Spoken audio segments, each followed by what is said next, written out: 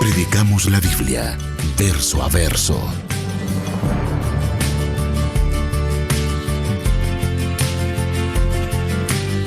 Elegimos a Cristo cada día. Iglesia Cristiana Real. Somos una gran familia.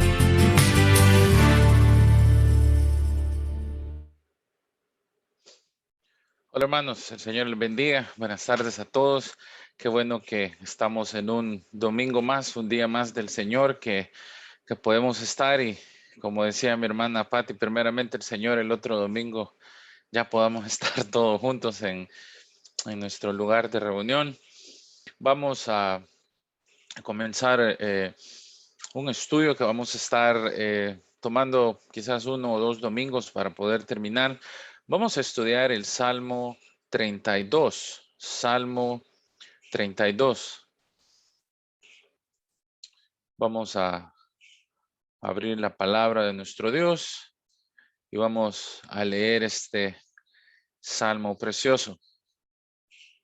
Salmo 32.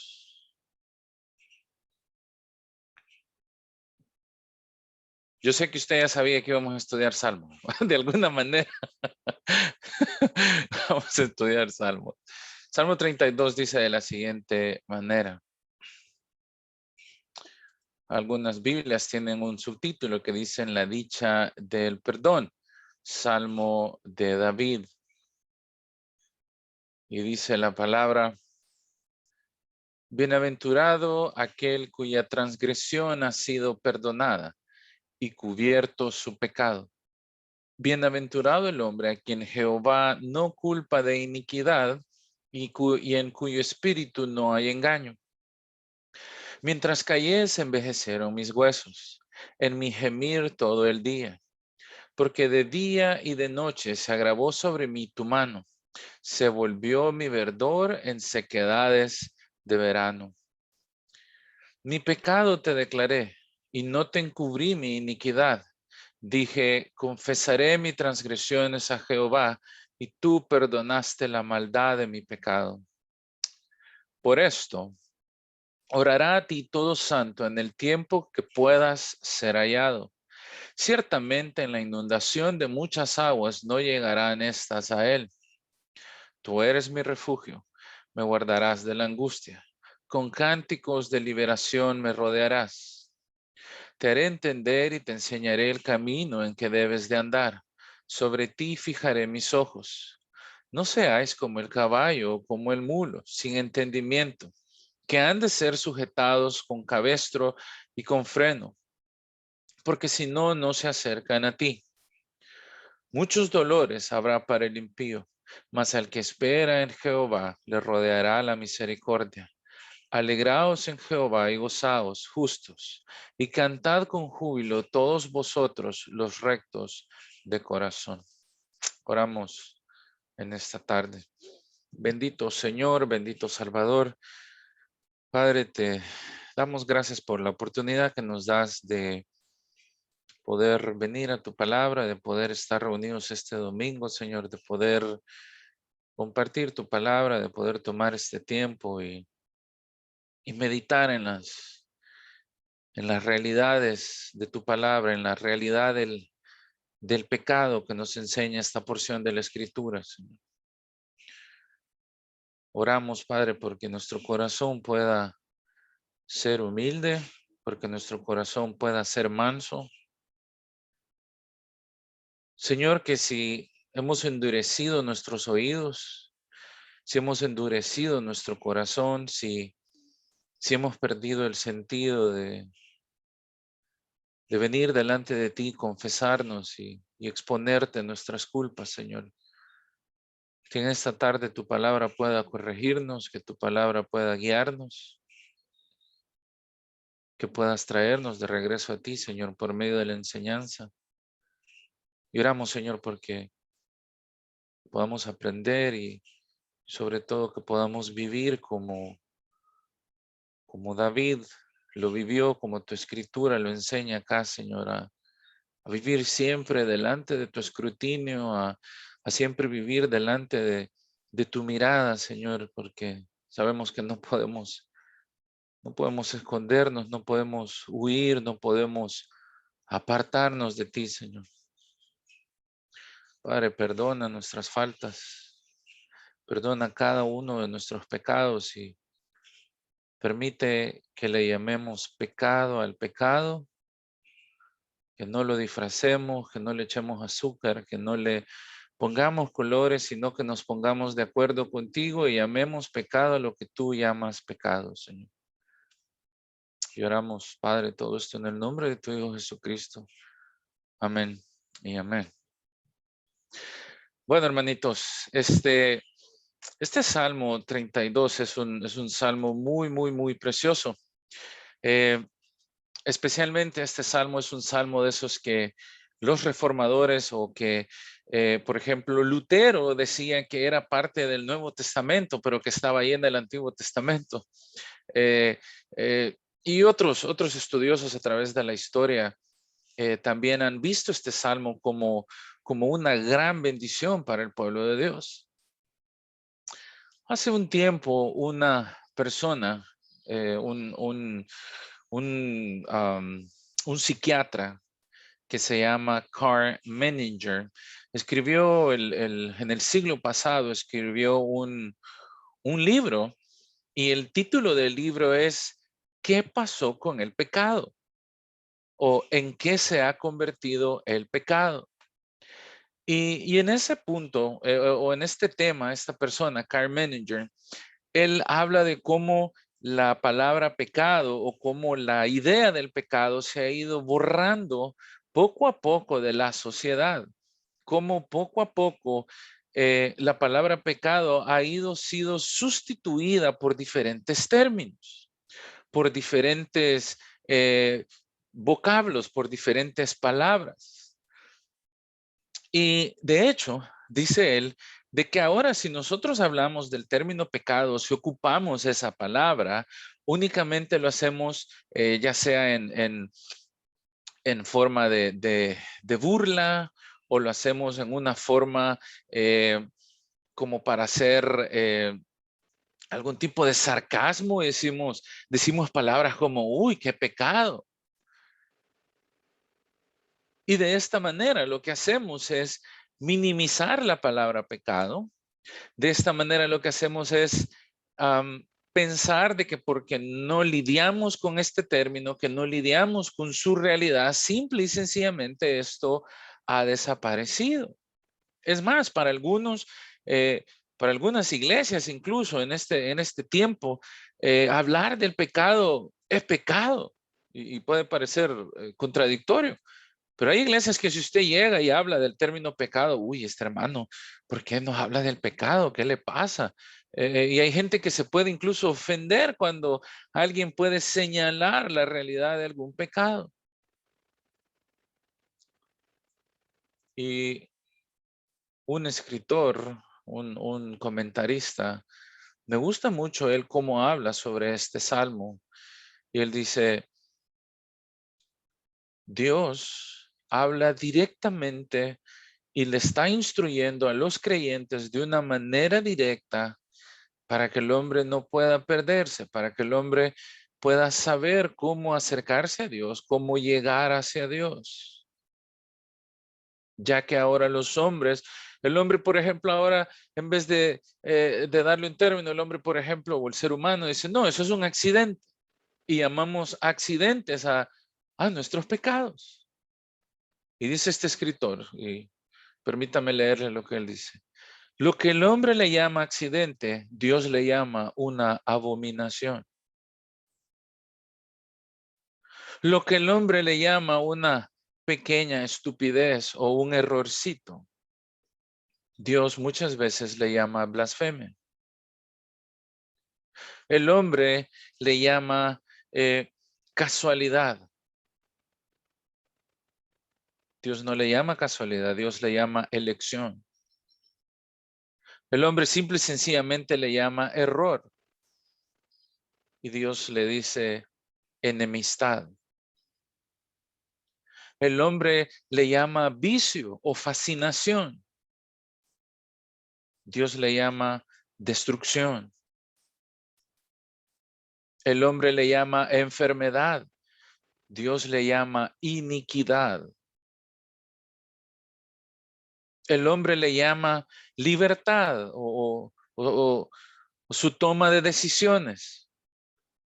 Y Dios le da por nombre a eso alguien que vive sin ley. El hombre simple y sencillamente dice que es un error. Dios le llama locura. El hombre le llama debilidad. Pero Dios le llama deseo. Esas solo son algunas palabras con las cuales nosotros, dice este autor, nosotros los seres humanos hemos sustituido lo que Dios dice que hacemos. La triste realidad del pecado, y es básicamente lo que este salmo nos enseña. En este salmo nosotros vamos a encontrar dos instrucciones, y son dos instrucciones bien claras, son dos instrucciones bien precisas de cómo el pecado nos ataca, de cómo el pecado nos roba el gozo, cómo el pecado nos destruye nuestra fe, cómo la realidad de la pecaminosidad nos quita nuestra comunión con Dios.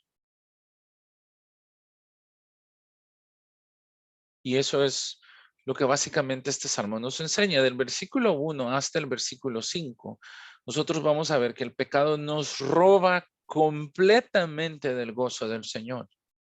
Esa es la primera realidad del pecado. Yo diría una muy triste realidad.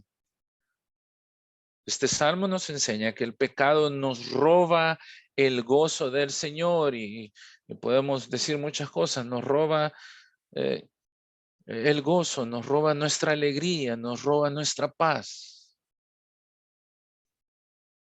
Y la segunda realidad es, ya que el pecado existe, y eso lo vamos a ver del versículo 6 hasta el final, ya que el pecado existe, ya que el pecado es real, nosotros debemos de tomar acción para mantenernos en el gozo del Señor.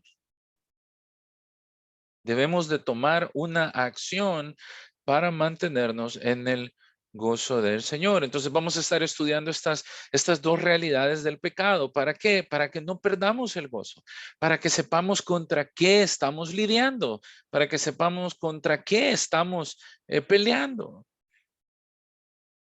Y mire, el Salmo, quizás antes de poderle explicar la estructura, quizás solo un poco de historia de este Salmo.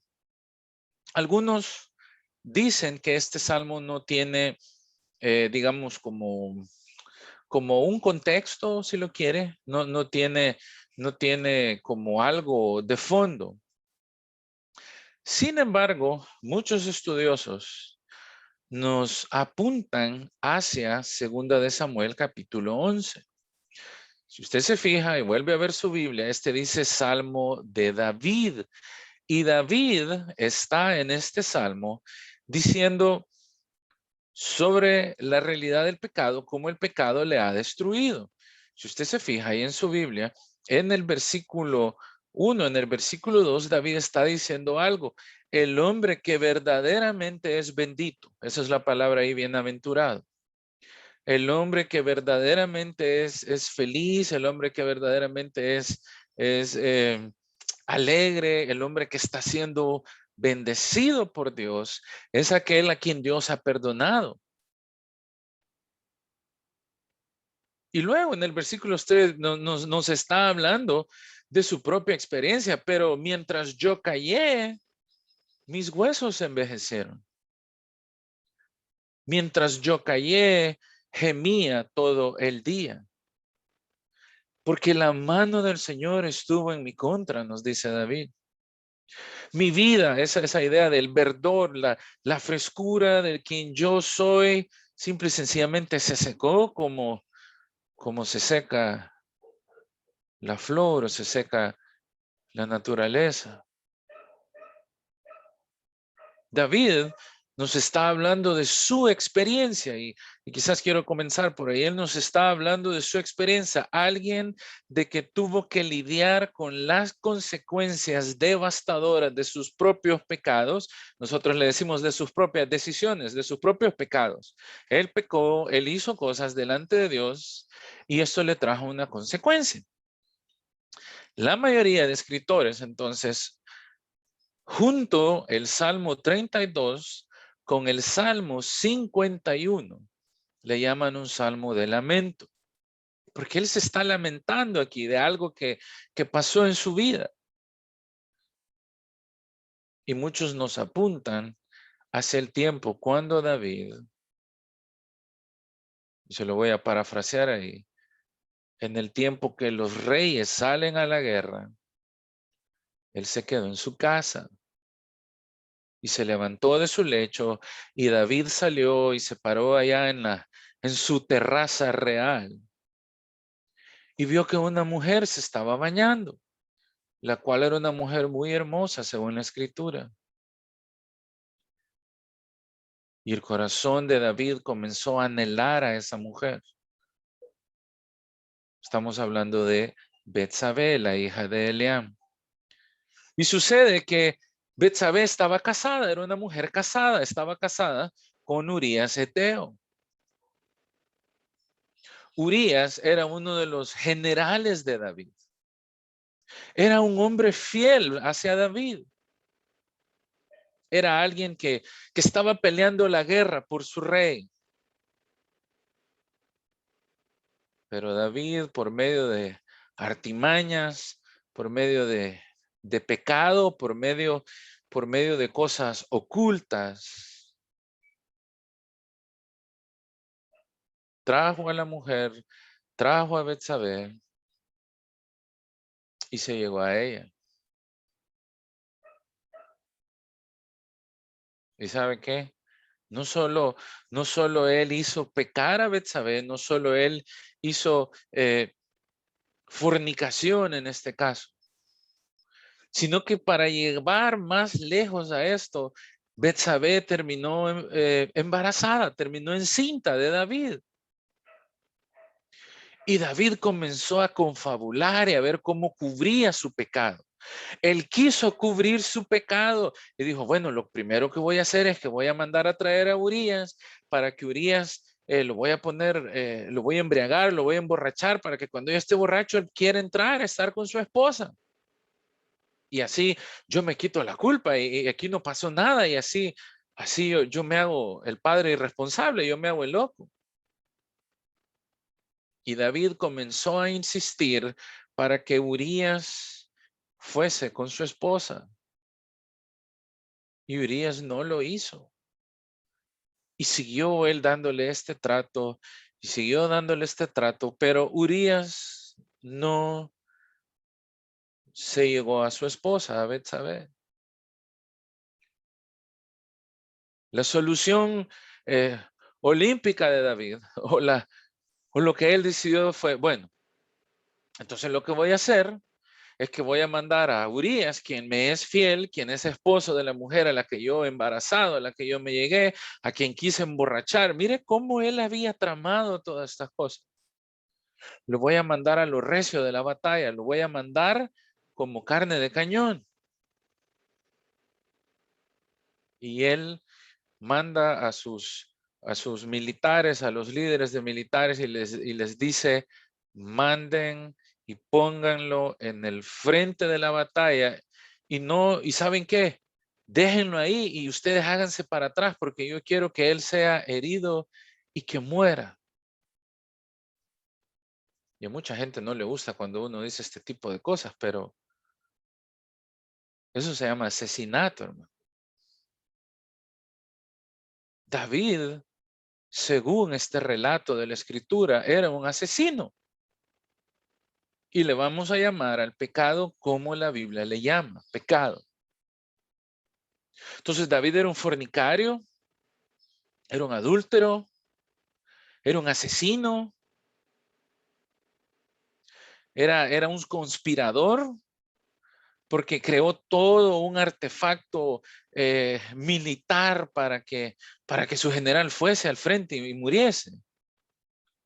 De hecho, la narrativa acá no nos pone esto para que veamos qué bueno es David o para que digamos, ay, mire, mire este David, cómo era de ingenioso.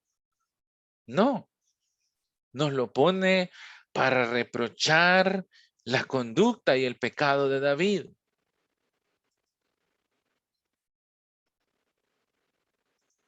Y lo mandó al frente de batalla. Y nosotros sabemos que Urías entra y según 2 de Samuel 11, versículo 17, dice, y saliendo luego de la ciudad, pelearon contra Joab y cayeron algunos del ejército de los siervos de David, y murió también Urías Eteo. Yo me imagino a David, ¡ah, qué salvada! Man. Nadie se va a dar cuenta de mi pecado. Y entonces le llega el mensaje de David y le mandan el mensajero y le dan todo ahí la historia. Y parece que David ahí ha de haber dicho, bueno, ya no pasó nada. Ya no vamos a hacer nada. Y después oyendo la mujer de Urías, que su marido Urías estaba muerto, hizo duelo por su marido. Y en el 27 dice, y pasando el luto, envió a David y la trajo a su casa. Y ella fue su mujer y le dio a luz a un hijo. Pero la escritura no cae, dice, mas esto que David había hecho fue desagradable ante los ojos de Jehová. Y parece que la narrativa termina ahí. David pecó, David se robó a una mujer, se robó a una muchacha, conspiró en asesinato, mintió, fornicó, hizo todo lo que quiso hacer y parece que no pasó nada. Pero si usted pasa la página, 2 de Samuel 12, el Señor le mandó a un profeta, a David, le mandó a Natán. Y Natán le pone un ejemplo ahí bien interesante. Y le dice, David, déjame decirte algo, te quiero dar una historia. Habían dos hombres en una ciudad, era un hombre muy rico y uno muy pobre. El rico tenía muchas ovejas y tenía muchas vacas, pero el pobre no tenía nada. El pobre solo tenía una corderita que le había costado, había trabajado por tenerla. Y un día vino el hombre que era muy rico. Y en vez de tomar a sus ovejitas y querer tomar a sus vacas para poder hacer eh, su deseo, su gusto, en vez de agarrar de las de él, que tenía un montón, fue y agarró la que no era de él, fue y agarró la de que él solo tenía uno. Y David se indignó, ¿verdad? Bien, bien religioso. Uy, qué bárbaro ese hombre, ese debería de morirse. Y debería de pagarlo y debería de ser castigado. Y entonces Natán le dice a David, David, tú eres ese hombre. Y ahora vas a escuchar lo que Dios tiene que decir. Y el Señor le reprocha a David, David, yo te hice rey de Israel y te libré de la mano de Saúl y te puse, has tenido mujeres, has tenido la casa de Israel, has tenido la casa de Judá. Y no solo esto, sino que has tenido de todo. Y en el versículo 9 del capítulo 12 de 2 Samuel dice, ¿por qué has menospreciado las palabras de Jehová y has pecado delante de los ojos de Dios? Mataste a Urías Eteo, te robaste a su mujer. Y Natán le da una profecía de esas profecías asesinas, de esas profecías duras. Y le dice Natán, por esto que hiciste, la espada no se apartará jamás de tu casa, porque tú me has menospreciado y tomaste la mujer de Urías Eteo y la tomaste para que fuese su mujer. Es más, yo voy a traer mal sobre tu persona, voy a traer mal sobre tu casa y voy a tomar a tus mujeres delante de tus ojos y las voy a dar a tu prójimo. Y tu prójimo va a echarse con ellas a la vista del sol. Porque quisiste hacer esto en secreto. En otras palabras, David, te guardaste tu pecado, te quedaste con ese pecado adentro, mataste, asesinaste, blasfemaste mi nombre, no te bastó lo que yo había dado, no te bastó mi bondad, no te bastó lo bueno que Dios había hecho contigo. Así que voy a traer mal sobre tu casa, voy a traer espada sobre tu casa. Y lo que tú hiciste en secreto, dice el versículo 12, yo te lo voy a sacar a la luz delante de todo Israel. Fíjese, después de que le dieron esa gran profecía, hasta entonces nosotros leemos que David dice, ¡Ah! Dios mío, ¿qué he hecho? Fue necesario que el profeta Natán viniese delante de David a señalarle su pecado. Fue necesario que viniese un emisario del Señor para decirle lo que había hecho. Y entonces David reconoce y dice, he pecado contra Yahweh.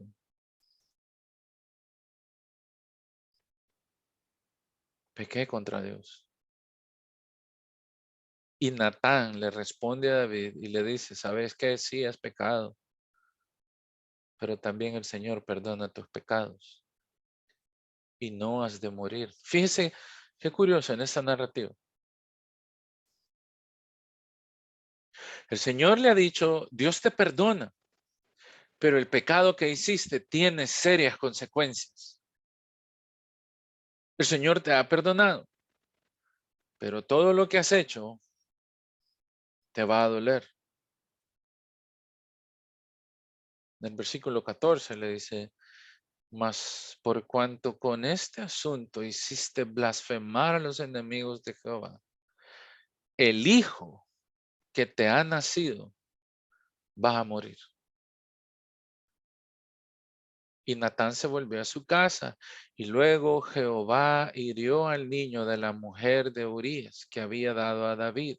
En otras palabras, el hijo de la relación ilícita de David con Betsabé, el Señor lo hirió de muerte. Enfermó el niño gravemente, y entonces leemos que David le rogaba al Señor, que David ayunó delante de Dios y pasó delante del Señor, pero eventualmente el niño murió. Esa narrativa nos advierte del peligro del pecado, de la realidad del pecado y cómo el pecado nos puede llevar hasta cierto lado. Este pasaje, si le soy honesto, parece, y le digo parece superficialmente, que lo más sencillo o lo menos doloroso fue la muerte de su recién nacido. Porque el Señor le dio una serie de cosas o una serie de consecuencias que iban a pasar. En el versículo 10 le dice, a partir de ahora, tu casa siempre va a tener espada, siempre va a haber un problema, no vas a estar en paz, siempre vas a tener problemas. Más adelante le dice que va a tomar a sus mujeres y su prójimo va a hacer. Si usted lee 3 o 4 capítulos más adelante, usted puede leer que el mismo hijo de David violó a las esposas de David. Esa división quedó en la casa de David, ese problema, esa espada.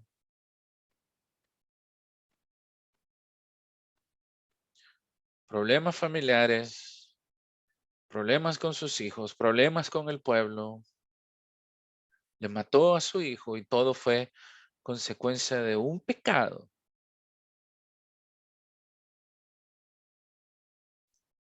Un pecado que David cayó porque últimamente, hermano, déjeme decirle esto. Si nosotros practicamos el pecado cuando pecamos, lo hacemos porque cuando lo hacemos es más fuerte nuestra voluntad que la voluntad de Dios. Cuando usted peca, usted se está complaciendo a usted mismo, independientemente del pecado que sea, usted se está dando gusto a usted solo. Y en ese momento usted está haciendo a un lado la palabra de Dios. Dios dice en su palabra que A, B, C, D, F, G, H, I, J, K, L, M, N, O, P, Q, R, Z, V, W, X, Y, Z es pecado. Pero usted en ese momento dice, yo quiero hacerlo y peca. Su voluntad se ve doblegada ante la realidad del pecado. Y el pecado trae consecuencias. El pecado trae ciertas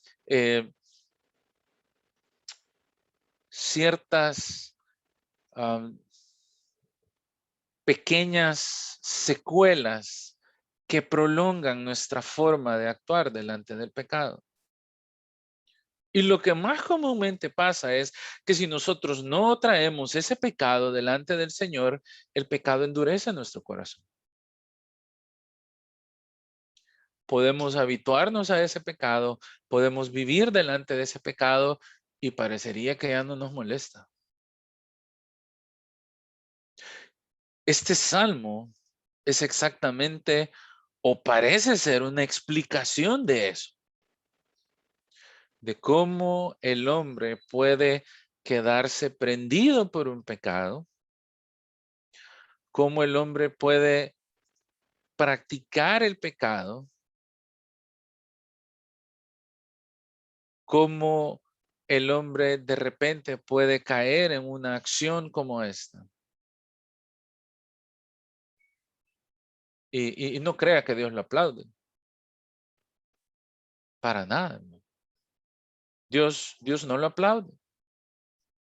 Dios no le dice a David, felicidades por lo que hiciste. No, en absoluto. Dios no hace eso.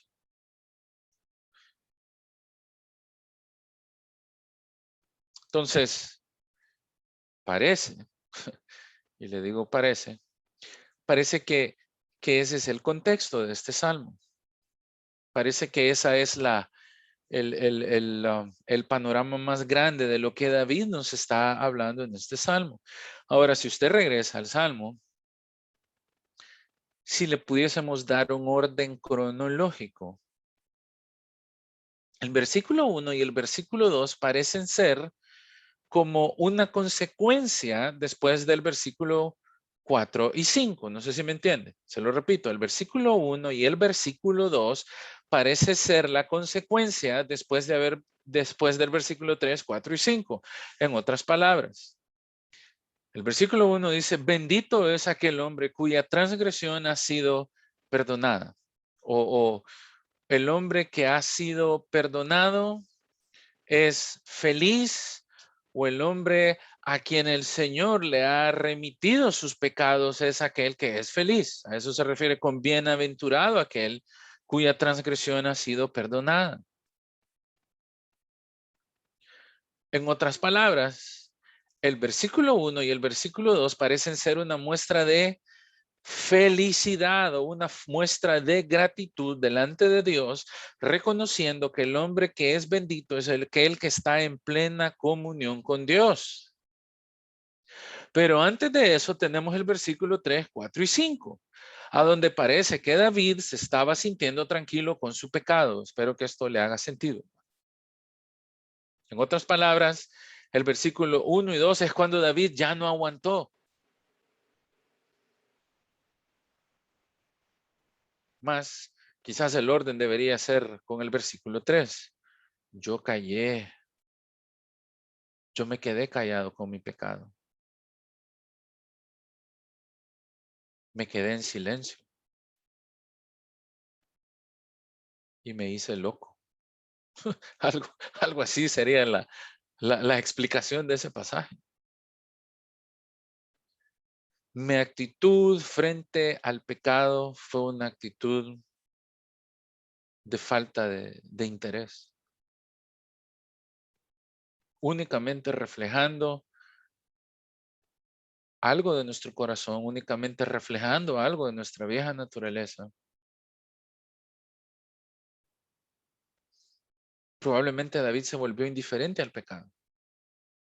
¿Por qué se volvió indiferente? Pues no sé, probablemente a David le gustaba mucho Betsabé y esto ya es un chambre, hermano. Yo estoy de mentiroso aquí, quizás estoy especulando, estoy de chambroso. Quizás le gustaba mucho Betsabé, quizás ese pecado le pareció muy dulce a él. Obviamente no se conformó con tener muchas esposas, sino que él quería otra. Algunos dicen que probablemente David era un poco enfermo sexual o tenía como un problema en esa área. Y no crea que porque la Biblia dice que David tenía muchas esposas es porque Dios se lo avalaba. Eso era una costumbre, pero delante de la ley el rey no estaba supuesto a acumular ni mujeres, ni oro, ni caballos, ni nada de eso. La narrativa no lo pone para que lo aplaudamos o hagamos doctrina de eso, sino que la narrativa nos está mostrando a un hombre así como usted y como yo soy, que a pesar de que tenemos un deseo por Dios, nuestro rezago de naturaleza, de nuestra carne, muchas veces delante de nosotros, en nuestra mente tenemos una batalla por algún pecado. Entonces el pecado se puede volver algo que nos adormece nuestra relación para con Dios. Podemos volvernos indiferentes. A veces, y asumo que esto es lo que le pasó a David, quizás él se habituó a hacer esto y por lo tanto él lo hizo un hábito y se acostumbró y desarrolló un callo y le dejó de doler, pero delante del Señor seguía haciendo pecado. Y porque a usted no le duela no significa que no es pecado, hermano.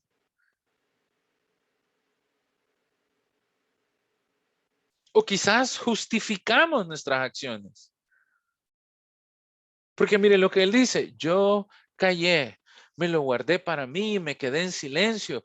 Yo quizás no quería ser avergonzado, yo no quería ser expuesto y me quedé con eso ahí adentro. Pero mientras yo me mantuve callado, y perdón que comencé en el versículo 3, después vamos a regresar al 1 y al 2, no se preocupe.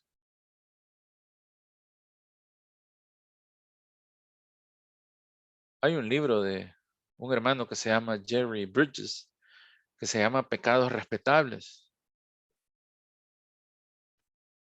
Pecados que aparentemente la gente no ve como cosas malas. El orgullo, la ira, que solo la llevamos ahí adentro y solo la sacamos de vez en cuando. La arrogancia, la envidia, la soberbia, el chisme. Esos pecados que en apariencia no molestan a nadie. Podemos como iglesia muchas veces normalizar este tipo de cosas porque creemos que no está bien si todo el mundo lo hace. No, hermano, si es algo cultural. Y podemos pensar de esa forma. Podemos, podemos pensar de esa forma.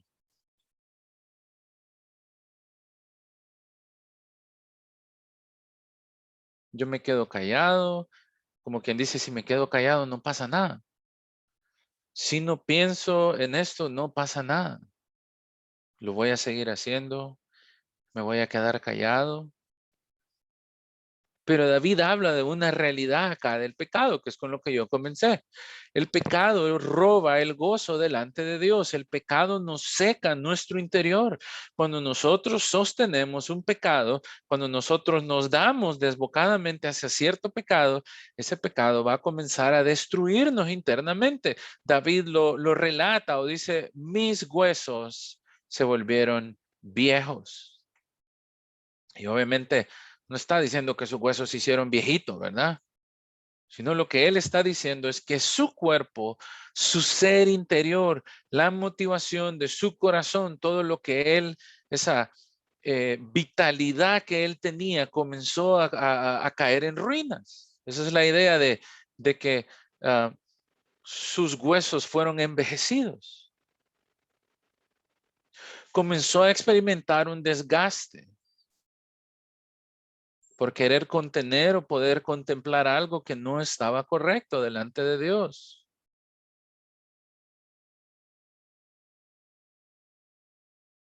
Le causó dolor, según segunda de Samuel, le causó vergüenza, mucha vergüenza. Le causó la muerte de su hijo.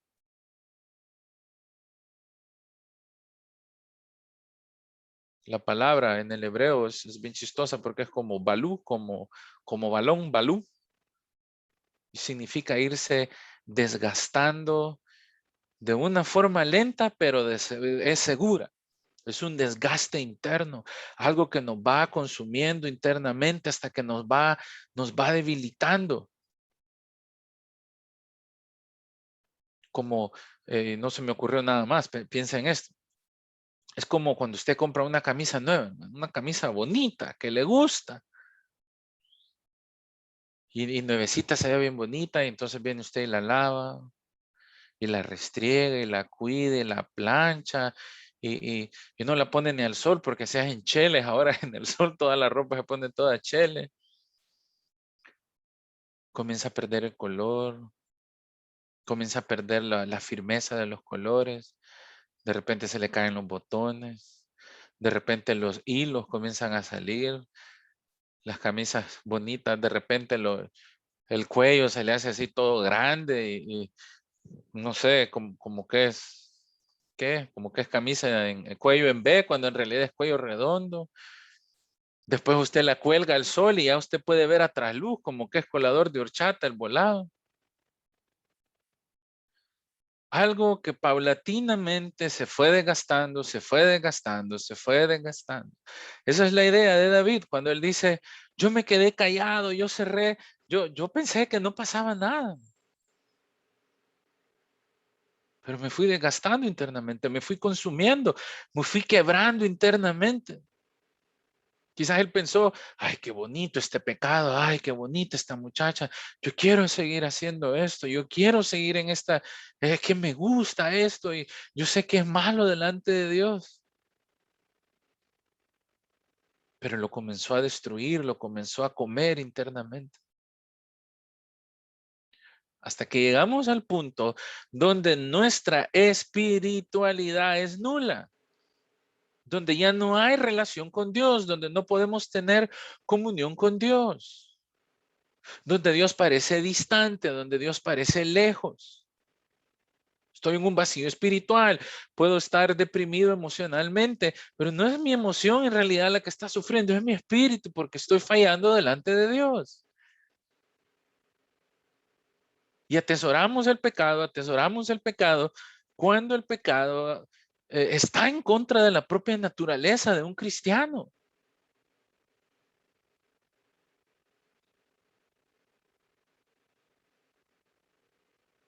Y mire, luego en el versículo 3 dice otra cosa.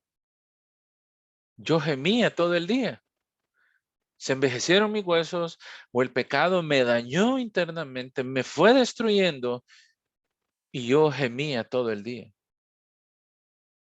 Tenía un dolor permanente, profundo, estaba angustiado, ese sentimiento de culpa, ¿qué hice? ¿Por qué lo hice? Ansioso, preocupado, desde lo más profundo del hombre, esa es la idea. Su mente, su alma, sus emociones, todo está siendo oprimido por su accionar. Y así está David. Su pecado le trajo consecuencia. Este salmo es el relato de alguien que vivió esto. Alguien que se quedó callado. Alguien que dijo, "Nah, sí, Dios es que Dios es amor, hermano. ¿Cómo va a creer que Dios me va a castigar usted? No, si Dios todo perdona, no, no, no, es que mi Dios es bueno. Amén, Dios es bueno, pero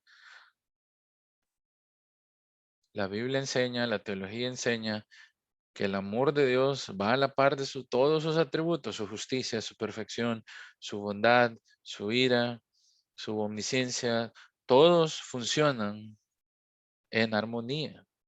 No es que Dios es más amor que otra cosa. Entonces debemos de pensar en estas cosas. Debemos de considerar estas cosas. Entonces luego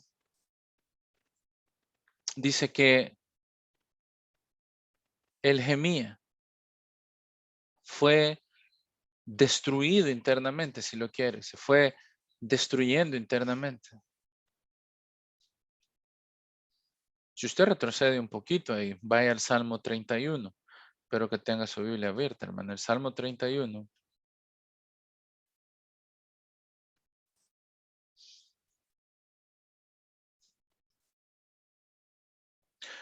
Algunos dicen que es bien probable que sea el mismo contexto, que sea lo mismo. Mire el Salmo 31.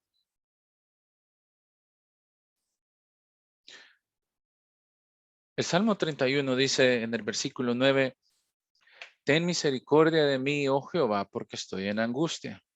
Se han consumido de tristeza mis ojos, mi alma, también mi cuerpo, porque mi vida se va gastando de dolor. Perdón, estoy en el versículo 9 y 10 del Salmo 31, porque mi vida se va gastando de dolor y mis años de suspirar se agotan mi fuerza a causa de mi iniquidad y mis huesos se van consumiendo. Mis huesos se van consumiendo. Entonces, David reconoce de que él necesita de la misericordia de Dios, pero que el permanecer en ese pecado, permanecer en esa maldad, le está trayendo una factura, le está jugando algo duro. Mire el versículo 4, que es lo que dice.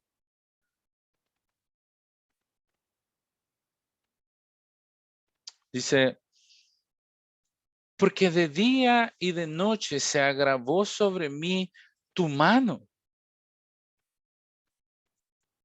Esa, esa idea de que la mano de Dios se ha agravado es como decir, la mano de Dios me cayó de una forma pesada. Literalmente, Dios me está rechazando, Dios está presentando oposición a mí. Dios me está haciendo frente, Dios me está rechazando, Dios me está haciendo hacia un lado. Y a eso se refiere cuando dice que se agravó sobre mí tu mano. Él se endureció, él estaba tan endurecido, pero de repente él comenzó a sentir como que Dios lo estaba aplastando. Se encontró a sí mismo luchando contra Dios. Se encontró a sí mismo en un momento angustioso, se sentía quizás sofocado, se sentía ahogado, estaba obviamente siendo disciplinado por Dios, según lo que leemos en segunda de Samuel.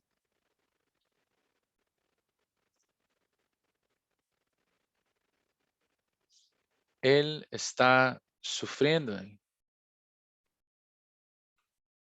porque la mano de Dios está en contra de él. Y yo no sé, hermano. Yo no me imagino o no quisiera sentir así de primera mano y tener esa claridad de que Dios me está luchando, que Dios me está eh, haciéndome justicia o que Dios me está eh, trayéndome disciplina por mi pecado. Y no que no lo haya experimentado, hermano, no es algo bonito, ya lo he experimentado.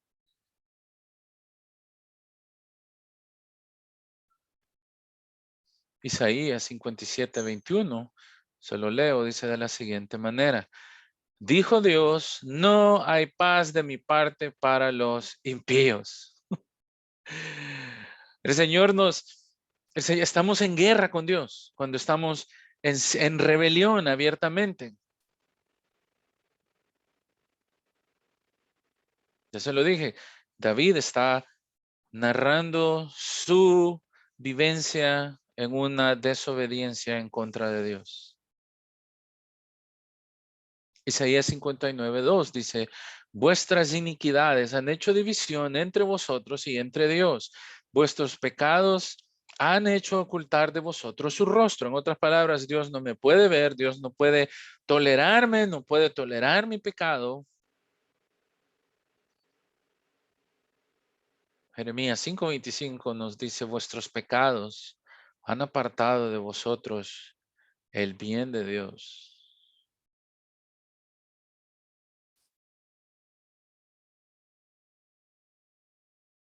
Entonces, David cayó, sus huesos se fueron envejeciendo, se fue secando, comenzó a sufrir, la mano de Dios estaba en contra de él. Mire cómo termina el versículo 4, se volvió mi verdor en sequedades de verano, mi vitalidad, así como la hoja, como un árbol, como la flor, como, eh, como todo el campo, como todo lo que está verde. En vez de estar fresco, en vez de estar eh, dando fruto, en vez de estar produciendo, ahora se convirtieron como en ramas secas de verano.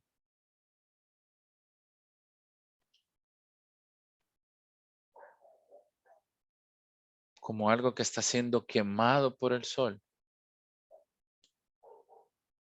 Algo que ya no da fruto, algo que no produce nada para Dios ni para los hombres.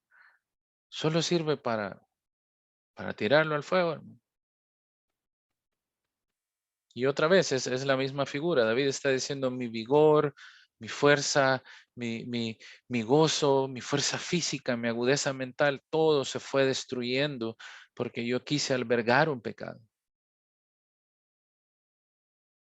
El calor lo quemó completamente, la temperatura y todo lo que he estado sufriendo me ha quitado esa paz y esa comunión con Dios. Me pasó una factura.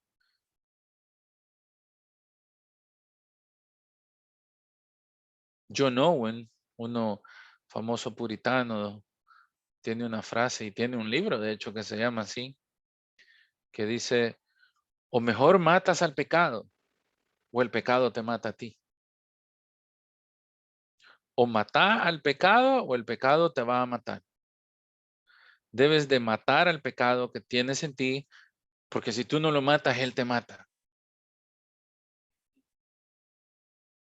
Entonces tenemos un hombre que está experimentando el producto de su maldad. Ya no aguanta, ya no soporta esto. Hay un hermano que me encanta escuchar a este hermano y leerlo, pero más que todo escucharlo. Se llama Sinclair Ferguson. Y déjeme leerle lo que él habla sobre este salmo. Dice, el pecado tiene un efecto paralizante sobre nosotros. El pecado nos quita la sensibilidad, nos ciega al punto que nos endurecemos y perdemos de vista nuestra verdadera condición. David no se estaba examinando a sí mismo por su pecado, pero hasta que David no lo hiciese, él no iba a poder gustar la bendición del perdón de Dios. Fue el profeta Natán quien tuvo que venir y advertirle que despertase de su letargo espiritual, que saliese de ese su trip que se tenía ahí, que se estaba eh, eh, disfrutando en su pecaminosidad. Porque Natán lo que le dice es, has tenido en poco la ley del Señor. Has menospreciado al Señor.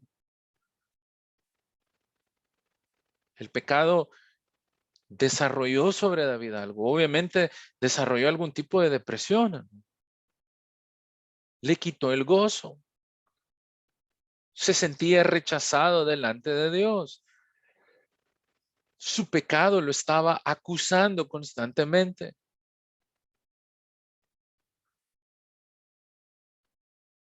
El pecado lo estaba contaminando, estaba sucio delante de Dios y delante de los hombres. El pecado nos causa ceguera. El pecado está constantemente queriendo engañar nuestro corazón. Por eso dice la Biblia que nosotros no debemos de confiar tanto en nuestro corazón, o sea, en nuestras emociones, sino confiar en el Señor. El pecado es progresivo. Si no nos detenemos, si nosotros le seguimos dando, se hace más grande, se hace más grande, se hace más grande, hasta que nos arrolla completamente. Por eso vuelvo a citar a John Owen. O matamos el pecado que hay en nosotros, o ese pecado nos va a matar a nosotros. Necesitamos sacarlo del medio. Entonces, David, en el versículo 5, nos dice, bueno, cuando ya no pude, cuando, cuando me acabé la cuerda, mi pecado te declaré. Ahora él viene delante del Señor. Y aquí David nos da una lección muy preciosa. Cuando nosotros pecamos, lo que debemos de hacer es venir directamente delante de Dios y de declararle nuestro pecado. Mire el versículo 5, declarar nuestro pecado, no encubrir nuestro pecado y confesar nuestro pecado al Señor. No podemos albergarlo porque si lo albergamos nos destruye. No podemos guardarlo, no podemos quedarnos como la Biblia lo pone en Proverbios, como aquel perro que regresa a su suciedad o como el cerdo que se revuelca en la suciedad. No podemos hacer eso, está en contra de nuestra naturaleza nueva. Suena feo, pero pecado cometido debería ser pecado confesado, hermano. Mire cómo David ve la necesidad de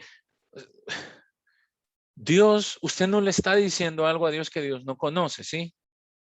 Obviamente Dios conoce su pecado, hermano, porque no nos escondemos delante de Él. Seríamos muy cabecitas duras si pensamos que podemos pecar impunemente. Ah, Dios no lo vio. Ah, Dios no me dijo nada. No, Dios lo está viendo. Pero el pecado no debería de ser albergado en nosotros. Y David entonces nos enseña acá y nos dice, yo tuve que declarar mi pecado. ¿Acaso Dios no lo sabía? Claro que lo sabía, pero él tuvo que decirle a Dios lo que estaba pasando. No se quedó en silencio. Él tuvo que, eh, él tuvo que analizar su vida y gracias al Señor, quien el mismo Señor le envió a Natán para decirle, mira, aquí estás parado, estás mal.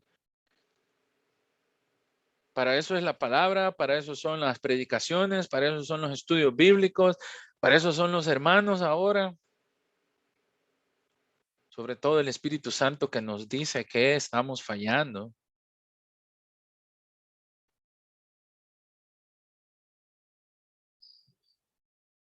Sabe, hay un escritor que dice con respecto a esto, cuando nosotros no confesamos nuestra maldad o nuestra iniquidad, cuando yo me guardo mi pecado, cuando yo me quedo callado, lo que estoy haciendo es consagrando mi pecado a mí mismo. Yo me consagro a mi propia maldad cuando yo no le digo nada a Dios. Estoy queriendo soportar mi pecado, quedándome callado, como que si yo me puedo aferrar a mi maldad y no puedo. Eso es idolatría. Es ese sentimiento de autogratificación, es idolatría propia. Usted se está exaltando a usted mismo sobre el Creador y por eso necesitamos decirlo. Eso es como decir, es que yo me merezco hacer esto. Sí, yo sé que delante de los hombres es pecado, pero solo Dios me puede juzgar y nos damos esas mentiras. Nosotros queremos llamarle pecado al pecado y queremos llamarle pecado a lo que Dios le dice pecado. No es vicio, no es enfermedad, no es decisión, no es trastorno. Dios le llama maldad, nosotros debemos de llamarle maldad. Eso es ponernos de acuerdo con Dios. Es como que nosotros pensemos que merecemos darnos esos gustos. Ay, yo merezco este placer. Yo merezco darme esto. Yo no voy a confesar esto delante de Dios. Y mire las palabras que David ocupa. Primero David dice, yo declaré mi pecado. Literalmente yo lo hablé, yo te lo dije. Yo he declarado delante de Dios mi experiencia y le dije, Señor, hice esto, no para que Dios lo sepa, sino para mostrarle o para venir delante de Dios y decirle, Señor, aquí está mi pecado para tu escrutinio. Pero más que todo eso refleja que reconocemos lo que hemos hecho. Luego David dice, no encubrí. Si se fija, hay un paralelismo ahí. Miren su Biblia. La palabra declarar, la palabra encubrir y la palabra confesaré. Yo mejor lo dije, yo mejor no lo retuve, yo mejor lo entregué. David dice, yo no encubrí mi pecado. En otras palabras, yo no lo guardé para mí, ya no me lo quedé, yo ya no podía con esto. Ya no lo puedo ocultar y por eso mejor lo estoy entregando para que sea quitado. Ya no lo quiero tapar, yo no lo quiero disimular. Esto es reconocer que la Biblia llama pecado a ciertas cosas y yo me pongo de acuerdo con Dios y le llamo pecado a lo que Dios le llama pecado. Si es malo para Dios, tiene que ser malo para mí. Me estoy poniendo de acuerdo con Dios y decirle, Señor, esto hice. Yo sé que te desagrada. Perdóname, aquí te lo pongo. Este pecado, estoy luchando con él. Por favor, llévatelo. No lo está encubriendo, lo está entregando. Y luego dice, confesaré mis transgresiones a Jehová. Declarar, no encubrir y confesar. Él está soltando. Ahí confesaré mis transgresiones. Yo le voy a decir a Dios qué fue lo que hice. Esto es como tirarle a Dios la pelota. No me malentiendes. Es como decirle a Dios, mira Dios, esto que tengo aquí, este es mi pecado. Aquí está. Por favor, encargarte de él porque yo no puedo. Es lanzar en dirección de Dios el pecado. Es decirle, Dios, aquí está lo que hice, esto rompe tu ley y yo te lo quiero encargar a ti porque no me gusta, Señor. Y te lo estoy confesando. No es sobre venir y decirle a Dios cosas que Él no sabe, sino es venir delante de Dios con una actitud en la cual reconocemos que solo Él nos puede ayudar, en la cual reconocemos que solo Él nos puede perdonar. Y entonces David termina el versículo 5 diciendo, cuando yo declaré, cuando dejé de encubrir, cuando yo confesé, literalmente, y entonces tú perdonaste mi pecado. Hasta que yo hice esto, tú perdonaste mi maldad. En consecuencia de hablar, de expresar y de decirte lo que yo había hecho, tú removiste mi maldad. Eso se refiere ahí cuando David dice, tú perdonaste mi maldad, tú quitaste mi pecado, tú removiste esto que nos separaba.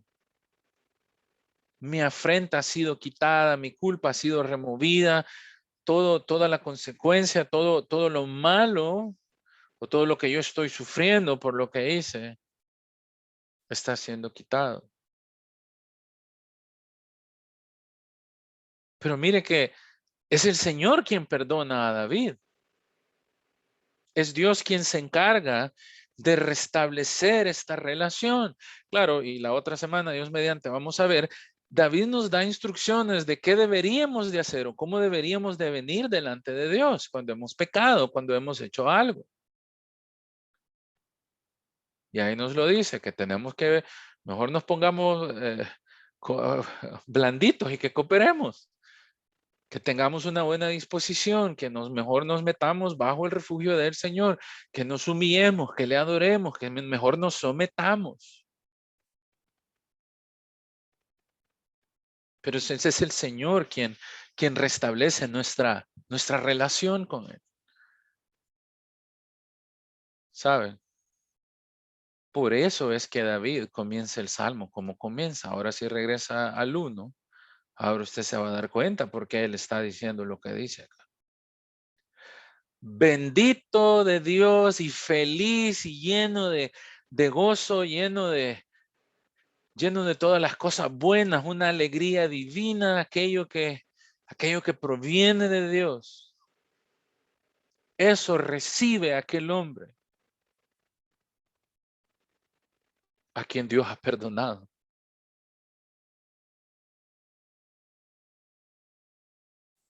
Mire cómo ahí está claro. Bienaventurado aquel al quien la transgresión, pecado, iniquidad. La Escritura ocupa ahí 3 palabras para describirnos lo que hemos hecho. Ahí está el paralelismo de este salmo: transgresión, pecado, iniquidad. Pero el Señor lo perdona, el Señor la cubre, el Señor no nos culpa. Ahí también busque esas 3 palabras: perdonar, cubrir y no culpar. Entonces, es cierto, somos pecadores. Obviamente, a pesar de que hemos nacido de nuevo, a pesar de que tenemos una nueva naturaleza, por ratitos hacemos cosas que no tenemos que hacer, decimos cosas que no tenemos que decir, vamos a lugares donde no tenemos que ir, vemos cosas que no tenemos que ver, actuamos de formas que no tenemos que actuar. Y muchas son pecados delante de Dios. Y aquí David está reconociendo que el hombre que ha sido verdaderamente bendecido, casi que diciendo, feliz es el hombre, así como Jesús lo dice en el Sermón del Hombre, en el Sermón del Monte, perdón, el hombre que verdaderamente está siendo bendecido por Dios es aquel hombre que tenía pecado, pero sin embargo Dios se lo perdonó. No hay mayor bendición que esa, tener paz para con Dios. Y David en el versículo 1 y en el versículo 2, pues la Escritura está relacionando la felicidad con el estar en paz delante de Dios. Soy feliz cuando delante de Dios puedo tener paz. Porque esta persona ha sido recipiente de la misericordia, esta persona ha sido recipiente de la gracia divina.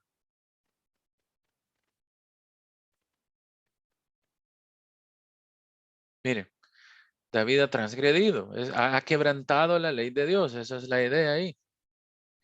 Ha pecado, ha hecho maldad, ha quebrado la ley, ha hecho iniquidad, ha hecho cosas malvadas. Pero el Señor perdona, el Señor cubre y el Señor no lo culpa. Este ha sido perdonado. En otras palabras, Dios le dio un indulto, Dios le dio perdón. Dios tiene todo el derecho de castigarnos por nuestros pecados, por el que Dios quiera.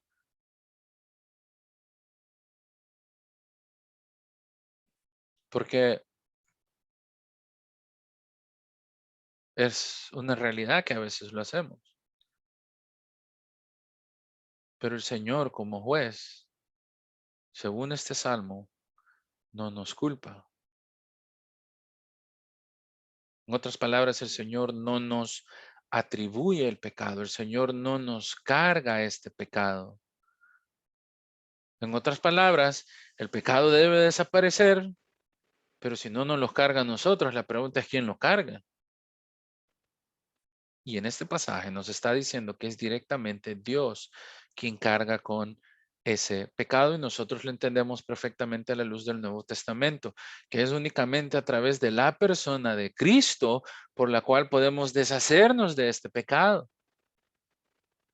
¿Cómo puedo salir sin culpa delante del juez? Si Cristo me perdona, si mi carga se va hacia Cristo. David entonces está diciendo en el versículo 1 y 2 que el hombre que verdaderamente es feliz, el hombre que verdaderamente es bendecido, es aquel el cual a pesar de lo que ha hecho, Dios en su infinita misericordia, en su infinito amor, ha pasado por alto y se ha mostrado favorable para con él y le quitó su culpa. Dios cubrió su pecado. Dios puso como, si lo quiere, una cubierta, le puso un plástico negro ahí para que no se viese nada. Él tomó la culpa de la maldad. Y en vez de acusarnos, Él ejerce misericordia. A eso se refiere David cuando dice, Dios cubre mi pecado. Él le pone una cubierta y lo pasa por alto. Pero el pecado ahí está, el pecado es una transgresión real, es cuando rompemos el orden divino de Dios. Pero Dios lo pasa por alto, es como decir que Dios ve hacia un lado por mi maldad. El versículo 2 nos vuelve a repetir la misma idea. Bienaventurado el hombre a quien Jehová no culpa de iniquidad. El único hombre que verdaderamente es feliz es aquel a cual Dios no le está tomando en cuenta las faltas, no, no tiene registro de los pecados cometidos, de todo ese récord criminal, hermano. Vamos a ver el archivo del hermano Cristian y vamos a ver qué hay ahí. Cualquiera diría, ¡eh! Pero sabemos que a la luz del Nuevo Testamento, si estamos en Cristo, ese récord está limpio. Ese hombre es el que verdaderamente es feliz, según este salmo. A ese hombre que a pesar de que tiene que ir a la cárcel, ese hombre que a pesar de que ha quebrantado la ley, que ha roto todos los mandamientos, a pesar de que en todas las cortes criminales, ahí está todo el registro que ha hecho, el juez llega y dice, aquí no pasó nada.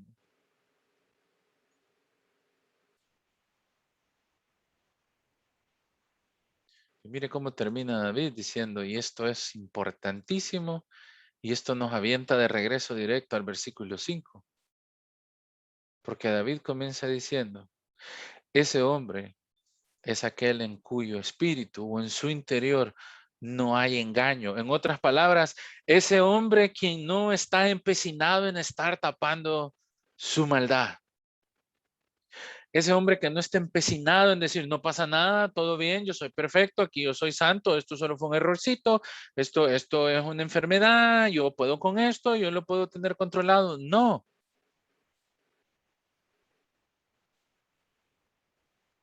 Ese es un hombre en el cual no hay engaño porque no encubre. Porque si él encubre, entonces envejecen sus huesos, gime todo el día, la mano del Señor está sobre él, se vuelve como una ramita seca, se queda como flor sin dar su fruto, sin un árbol que da su fruto. Entonces, si en él no hay engaño, es porque cuando él peca, declara, versículo 5, declara, no encubre y confiesa constantemente delante de Dios cuál es su condición, hermano.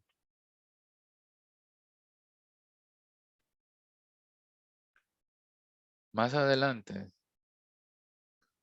David nos va a decir que cómo podemos tratar con el pecado, cómo podemos lidiar con este pecado, cómo lo, cómo lo sacamos del medio o cómo minimizamos, si lo quiere, sus consecuencias sobre nosotros.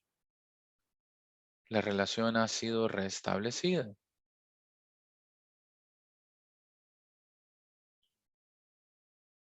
Y ahí más o menos nos lo dice en el versículo 6.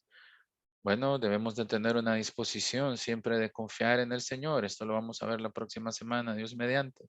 Yo debo de confesarle al Señor mi pecado, siempre, siempre. Yo debo de venir y cobijarme bajo el Señor. Hacer que el Señor sea mi refugio, según el versículo 7, y que Él me guarde de esta maldad. Debo de someterme a Él, según el versículo 8. Yo te haré entender y te enseñaré el camino, dejar que el Señor trabaje en nuestras vidas. Versículo 9. Humillarnos delante de Dios, no ser como el caballo, no ser como el mulo que nos llevan a puros golpes o a pura fuerza, sino dejar que Dios trabaje en nosotros, y para eso necesitamos humildad y reconocer nuestros pecados. Versículo 10 y 11 básicamente es adorar al Señor, adorar al Señor. Pero eso lo vamos a estudiar la otra semana, hermano. Cuando es bien precioso como David nos lleva por medio de este salmo, nos dice, bueno, yo sé que pequé, yo sé que hice ciertas cosas, yo me lo guardé, yo pensé que esto estaba bien, pero yo me fui dando cuenta poco a poco que mientras yo hice esto me fue destruyendo, yo me fui dando cuenta que esto me va comiendo internamente.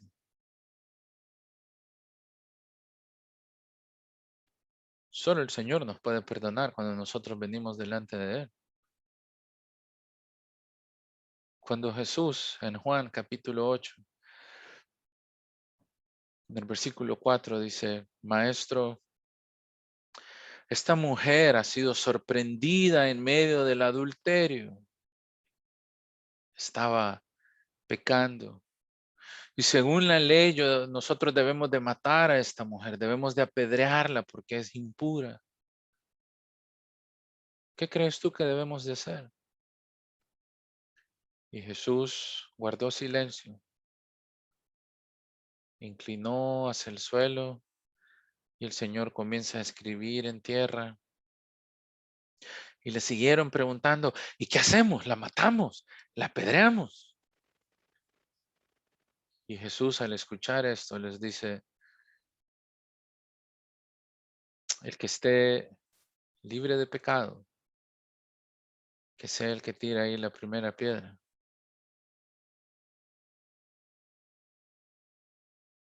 ¿Quién de ustedes está libre de pecado? Les dice el Señor. Si ustedes están limpios, tírenle las piedras a esta mujer. Este versículo no es sobre juzgar o sobre no juzgar. Porque si usted ve más adelante, Jesús reconoce que esta mujer es pecadora. Y Jesús, dice el versículo 8 de Juan 8:8, se inclinó de nuevo hacia el suelo y siguió escribiendo en la tierra. Y ellos, como su conciencia los acusó, se fueron uno a uno y comenzaron y se fueron de ahí. Y al final solo quedó Jesús y la mujer. Entonces Jesús, puesto en pie, cuando ya no había nadie, Jesús le dice, mujer, ¿a dónde están los que te acusaban? Y ella le dice, pues yo no veo a nadie. Y Jesús le dice, vete, yo no te condeno. Pero termina diciendo, deja de pecar. Jesús sabe que esta mujer es pecadora, porque la agarraron en pleno acto de adulterio. Estaba haciendo infidelidad, estaba haciendo maldad delante de Dios. Jesús no le dice, ay, qué bonita mi niña con su pecado. Jesús la perdona. Pero Jesús la manda a arrepentirse, a vivir una vida diferente. Y esto es exactamente lo que este salmo nos enseña, que a pesar de que nosotros somos pecadores, nosotros debemos de venir todos los días confiadamente delante de Dios a ponerle nuestros pecados. Y la Biblia dice en Primera de Juan que si nosotros pecamos, abogado tenemos para con el Padre. Y debemos de venir todos los días constantemente delante de la presencia de Dios a confesarle nuestras maldades. Y Dios no nos va a rechazar. En Cristo Dios nos va a perdonar.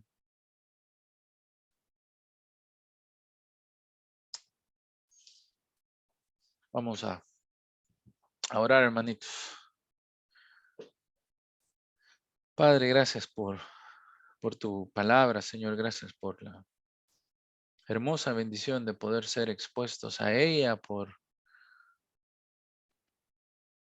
poder ver el corazón de alguien como David, Señor, y entender que tuvo que ser perdonado y tuvo que ser sometido,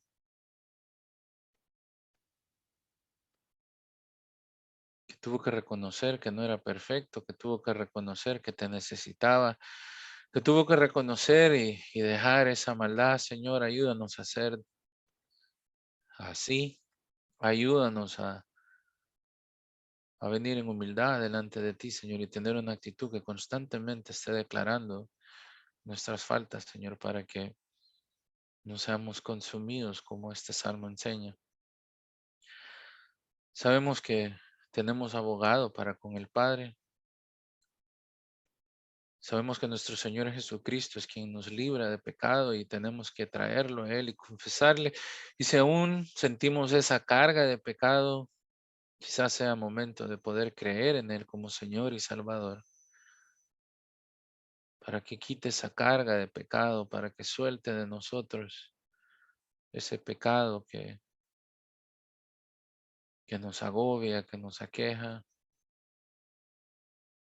Señor, te damos gracias por tu palabra, por la vida de mis hermanos, por la oportunidad que nos regalas de poder meditar en estas cosas y ponernos de acuerdo contigo, Señor. Te damos gracias por lo que haces en nuestra vida, Señor, y oramos en tu nombre.